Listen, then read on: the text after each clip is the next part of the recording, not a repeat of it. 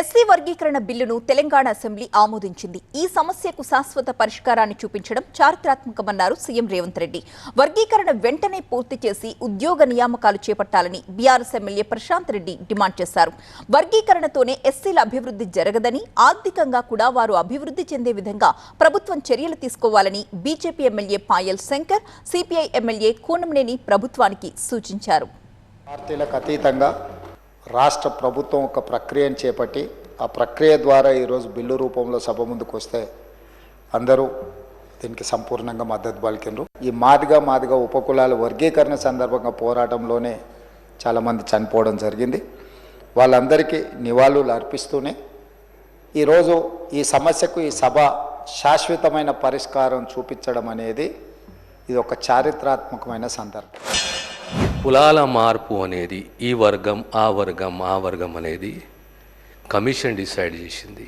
The decision was based on empirical data and the entire commission report is based on the essence of supreme court judgement.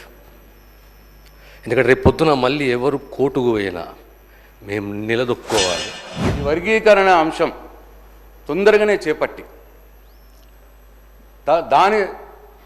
ఆ result ద్వారా, ఆ వర్గీకరణ ద్వారా ఈ భవిష్యత్తులో వచ్చే ఉద్యోగ అవకాశాలు ఆ వర్గాలకు అందేటట్టు చూడాలని చెప్పి నేను ఈ ప్రభుత్వాన్ని డిమాండ్ చేస్తున్నాం. పార్టీ పక్షాన వర్గీకరణ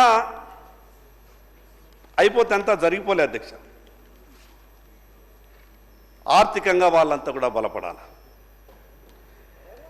కేవలం కాగితాలు వాళ్ళ చేతులు పెడితే వాళ్ళ జీవితాలలో మార్పులు రావు అధ్యక్ష.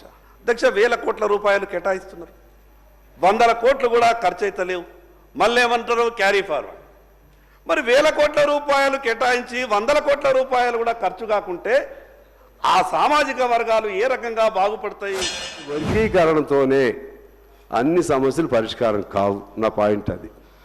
అవకాశం వాళ్ళకి అందే విధంగా చేయాలంటే విద్య, వైద్యం, ఉండటానికి ఇల్లు, చేసుకోవడానికి పని, ఈ 4 రావాలి.